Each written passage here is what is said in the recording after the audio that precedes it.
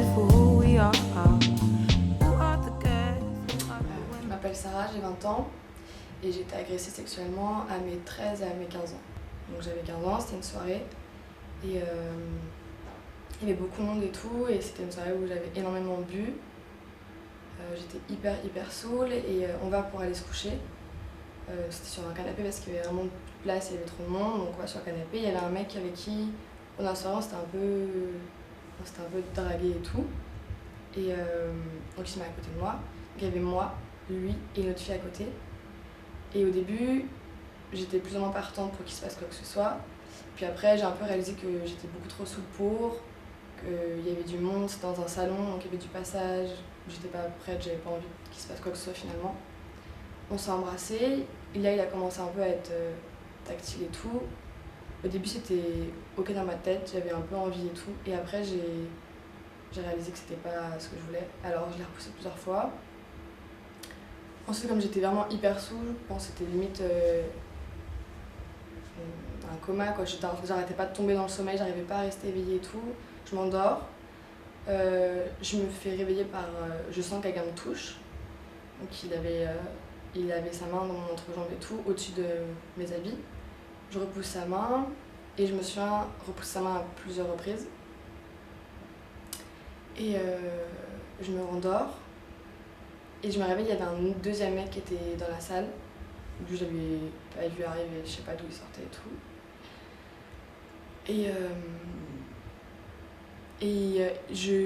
J'arrive pas à le voir en fait dans mes souvenirs. Je vois juste ses genoux, je vois rien du tout. Il fait hyper sombre et tout. Et juste j'entends qu'il me dit t'arrêtes pas, continue. Et j'ai aucun souvenir de quoi il parle. Je sais absolument pas s'il s'est passé quelque chose, s'il a utilisé mes mains pour faire quelque chose, j'en sais rien, j'ai aucun souvenir. Et je me suis re-endormie et quand je me suis réveillée, on va dire le matin, ils étaient partis. Et après, on n'en a jamais parlé. Et la fille qui était à côté de moi, je pense qu'elle aussi, il s'est passé des choses, mais on n'en a jamais parlé et tout. Donc voilà. Et ce mec-là, après, c'était un mec de mon entourage, donc il a été dans mon entourage pendant 3 ans. Et j'ai fait un déni total de ce qui s'était passé. Comme si c'était de ma faute puisque j'avais bu. De ma faute parce que j'avais pas dit non correctement. Et de ma faute parce qu'au début je voulais, donc il avait mal compris mon message. Donc pour moi c'était rien passé, c'était pas une agression, c'était juste, ouais, il voulait faire quelque chose, je sais pas s'il l'a fait, mais voilà.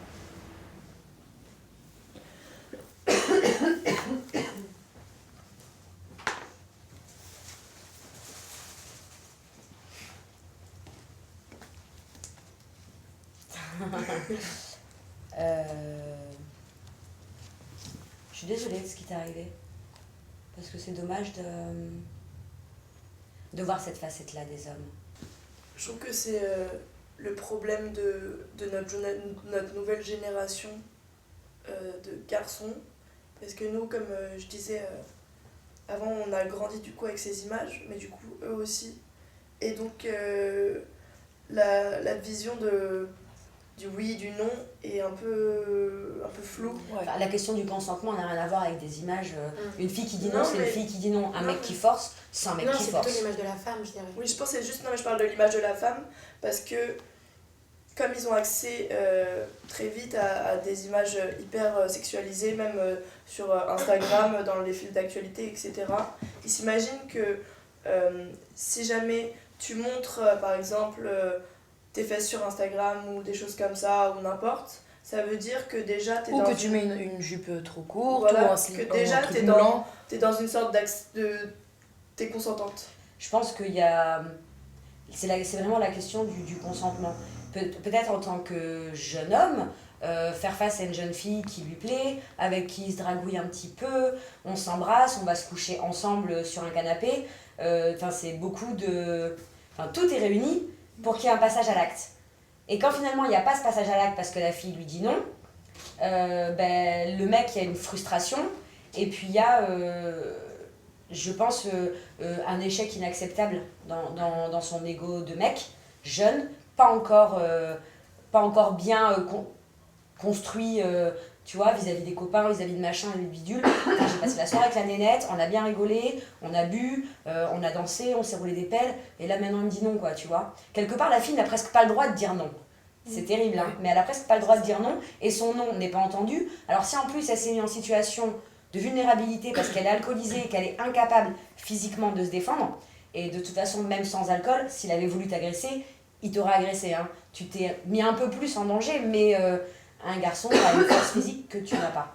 Donc s'il avait voulu forcer, même pas bourré, il aurait forcé. Il y a un truc aussi qu'on lit dans les médias souvent qui parle de la femme, quand on dit que les femmes sont compliquées, tout ça, ils aiment beaucoup dire en général que le oui et le non, c'est presque pareil de notre point de vue à nous, alors que, non, pas du tout. Moi, après, je sais que j'avais déjà eu une sorte de débat sur le oui, le non, etc. Et aussi dans donc, pas mal de mails, il y a le problème du figement et de l'incapacité de dire non, justement, et du fait que justement on va avoir honte si jamais on a commencé à draguer le mec, qu'on l'a embrassé, qu'on est un peu alcoolisé, on va avoir honte en fait de lui dire non. Et ça, il y a beaucoup de gens qui ne le comprennent pas et qui sont en mode mais si tu veux pas, tu dis non.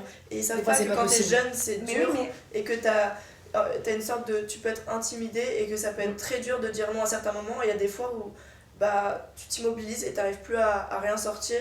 Et t'attends que ça dis s'arrête. rien et t'attends que ça s'arrête en fait. Non, mais on se sent souvent obligé. Ça, je l'entends. Je compte pas le nombre de fois où j'ai couché avec des garçons parce qu'on avait passé une bonne soirée, on avait mangé au resto, il avait payé l'addition, il était gentil, il était drôle, il m'embrasse, je sens qu'il me désire. En vrai, j'aurais pu m'en passer, attendre quelques jours de plus, plusieurs rendez-vous, mais finalement, voilà. Mais je pense aussi dans cette histoire, il y a beaucoup le rôle. Tu rappelles beaucoup le rôle de l'alcool. Et moi, j'ai l'impression. Je vais le prendre. Tu le rappelles limite. De façon extrême pour t'excuser toi-même. Pour donner l'excuse au mec, alors que toi, au final, t'as quand même ce traumatisme. Tu le ressens comment par rapport à l'alcool? Et ouais, j'en parle beaucoup parce que je sais que c'est un truc qui m'a empêché de. Enfin, je sais que j'ai dit non, mais peut-être que sans l'alcool, j'aurais pu par exemple, me lever et lui mettre une gifle, mais qu'est-ce que tu fais? Fous-moi la paix, dégage quoi. Que là, j'étais vraiment trop sous, j'étais avachie et je lui disais juste voilà, en retirant la main et je m'endors. Que sans l'alcool, en fait, je pense que j'aurais plus réagi plus fort et je me serais cassée. Tout simplement en fait. Après moi je pense que c'est toujours important de garder des limites et de faire attention, mais je pense qu'il est encore là le problème, c'est de se dire parce que je me suis fait agresser, alors maintenant je vais faire attention parce que j'ai peur de me faire agresser. Parce que ça veut dire qu'on est constamment dans parce que je suis une femme. Il faut tout le temps voilà, on est constamment agressé dans un truc. C'est super Agresser le le mec alors que ça pourrait juste être pas de soucis genre. Voilà. Et les mecs ils se disent rien. Et nous c'est pas juste. Et c'est ça moi que je trouve injuste et pas normal, c'est que en fait on pourrait juste genre d'accord faire attention et tout, mais juste pour notre bien-être et pour notre santé et pas parce qu'on a peur de se faire agresser. Enfin en fait c'est vraiment genre encore une fois, c'est pas aux bonnes personnes. Non, mais moi aussi, je pense que c'est important que les garçons, vous êtes conscients, tu vois très bien quand une fille est trop bourrée, a trop bu, et en général, c'est mieux de pas coucher avec une fille qui est au bord du coma éthylique. De base, même si elle a dit oui et qu'elle veut. De base, la plupart du temps, si une fille couche dans ce genre d'état, elle va regretter le lendemain.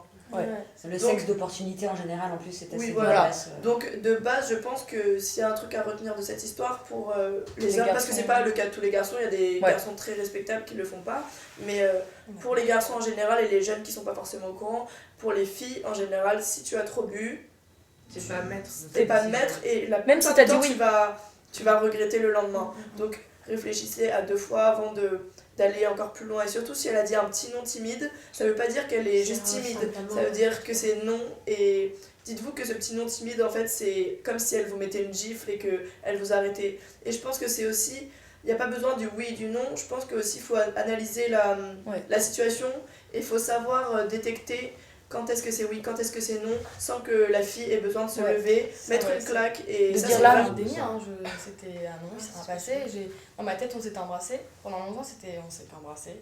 Et ce qu'il y avait après, j'osais même pas y penser. Genre, c'était vraiment. Je sais pas, ça me faisait peur. parce que j'avais hyper honte de moi. Je me suis dit, mais qu'est-ce que j'ai fait? J'aurais jamais dû boire autant. Enfin, c'est la réaction, on va dire, normale d'une victime. Je m'en voulais de ouf à moi. Et ouais, je me suis dit, j'ai effacé totalement ça de ma mémoire.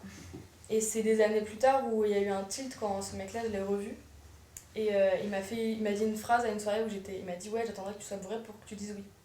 Pour un truc débile, hein. Il voulait mettre une piscine dans mon jardin, enfin rien à voir avec le contexte, mais c'est juste le fait de ouais bah j'attends que tu sois assez bourré pour que je puisse faire ce que je veux. Et genre ça a fait tilt, et je me suis dit mais en fait ce qui est arrivé il y a 3 ans de ça c'était pas dans ma tête, c'était vraiment vrai en fait. Et t'en as parlé à un médecin, Qu'est-ce qui t'a manqué à une adulte, à ce moment-là? Pendant toute la période en fait. Ouais, quelqu'un qui réagisse à ma place en fait, Ouais. et qui me dise mais c'est pas normal. Genre non en fait. Tu lui avais raconté ça, elle avait rien dit de... Elle paraissait pas choquée quand tu avais raconté ça à ta mère. Ouais, non, pas du tout. Ouais, un adulte qui... Ouais, non, ma mère, quand je lui ai dit, elle m'a dit, bah... Bon, bah, si t'as besoin de parler... Enfin, j'aurais aimé plus de... Compassion. Ouais, qu'on soit de mon côté et qu'on me dise, mais c'est pas normal, mais fallait faire ci, ou alors, juste, il faut que t'en parles, on va voir des médecins, bah, je sais pas, une aide un peu plus présente. Le pire, c'est que ce garçon n'avait pas une goutte d'alcool dans le sang. Zéro. Ah oui, ça change quelque chose. Zéro gramme. De toute façon, il y a aucune Il y a aucune excuse en fait. Ouais, il y a Surtout de perversion où il m'avait un peu amano pendant la soirée. Aussi, genre, je me suis sentie un peu genre comme une proie. Ouais, une proie, une bête qui c'est bon, il a pris. Et j'étais rentrée dans son jeu, un peu en mode ok, pas de soucis. Et quand ça arrive, j'ai fait oh là là là, non, surtout pas. Et genre, c'est trop tard et je me suis dit bah ouais, bah cocotte, t'as joué le jeu. Bah oui, mais non. Oui, mais non. Mais oui, mais non. Mais à ce moment-là, sur ce canapé-là, je me suis dit bah ouais, bah voilà. Et j'ai le droit que tu me plaises, j'ai le droit de t'embrasser, j'ai le droit Ouais, de c'est clair, mais à ce danser moment-là, contre toi, j'ai même aussi de le vouloir droit de dormir contre toi, mais j'ai aussi le droit de ne pas vouloir que tu me C'est ça. touches. Non, mais à 15 ans, j'étais en mode bah voilà. Chacun son rythme.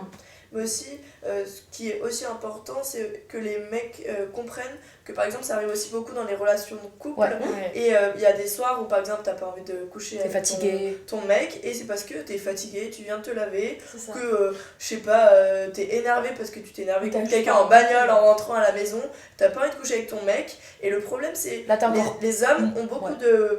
de mal à comprendre que si jamais j'ai pas envie de coucher avec toi, peut-être à un moment, c'est peut-être juste parce que, je sais pas, j'aime pas la pièce. Je veux dire, les femmes, on est assez parfois compliquées et on n'a pas envie à certains moments de coucher avec la personne, mais c'est pas parce que la personne nous Nous attire dégoûte ou pas, on parce est que énervé. il y a des moments où tu te dis, ce mec-là, genre j'avais pas envie de coucher à ce moment-là, et puis 3 ans plus tard, ça peut être l'homme de ta vie, etc. Et ça n'a rien à voir, c'est pas. Faut vraiment que les hommes comprennent que c'est pas un dégoût ou c'est pas un truc pour leur. Il faut pas qu'ils le prennent avec leur ego. C'est pas leur ego, c'est juste des moments, et puis il y a des moments aussi où c'est vraiment des feelings en fait. Il y a des moments où t'aurais pu t'accoucher. Enfin, tu t'es fait violer par un mec, et ça se trouve, ce mec-là, t'aurais pu coucher avec lui totalement dans le consentement. Mais ça dépend juste des ambiances, des moments aussi dans ta vie. Si tu viens de vivre un truc très compliqué, bah parfois c'est compliqué d'avoir des relations sexuelles, et ça faut que les mecs le comprennent, et j'espère vraiment qu'ils vont comprendre que c'est pas toujours qu'ils n'auraient pu ou des choses comme ça, ou que on les aime plus si on est en couple avec eux, etc. Que c'est vraiment parce qu'il y a des moments où on a envie et des moments où on n'a pas envie, quoi. Ouais, mais c'est moche à dire, mais ouais, c'est ça, c'est le déni, c'est d'être oublié, en fait, d'avoir oublié ce truc-là, qui m'a un peu aidé à passer outre et à faire mes années de lycée, hop, on y va que du feu. Et après, bah, je sais pas, je me suis un peu réveillée, je suis sortie d'une longue relation en fin première, début terminale, et ça m'a de ouf secouée, et j'ai commencé un peu à me réveiller sur ce qu'était ma place, moi en tant que femme, qu'est-ce que je valais, qui je suis, etc., quels sont mes droits, machin, un peu tout le féminisme actuel, et ça a fait son chemin, et c'est un peu tout cet univers et ça commence à arriver de plus en plus, où des femmes parlent, où il y a des témoignages, où ouais, il y a La parole t'a aidé. Ouais, le fait que d'autres en parlent, que des films aussi en parlent. Ils parlent de ça, par exemple le film Emprise qui est passé il n'y a pas très longtemps, ou l'actualité comme celle de Jacqueline Sauvage qui a eu il y a 1 ou 2 ans, je sais plus.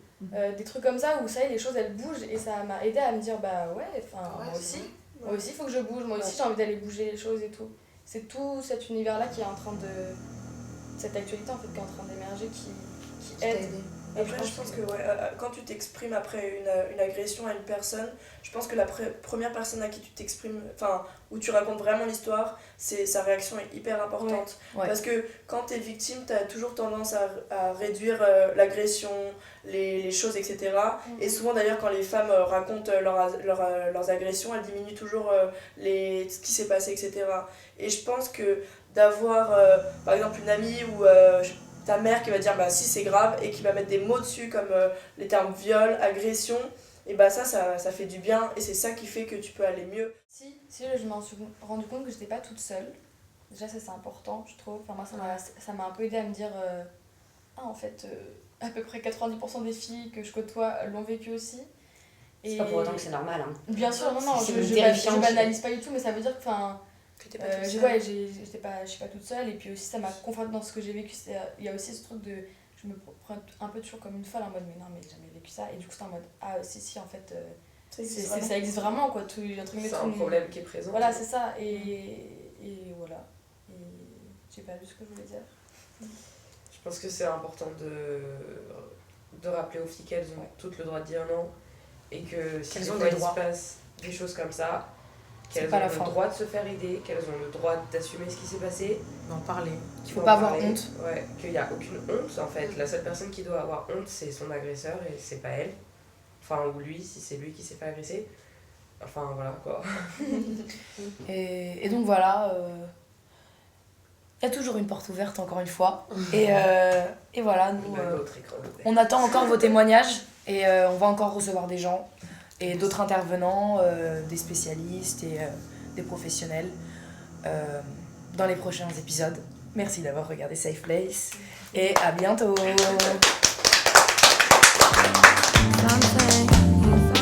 Who are the guys? Who are the women? Respected for who we are. Respected for who we are. Who are the guys? Who are the women? Who are the women? Fake for the people. Who are we? Models for the people. Gucci gang,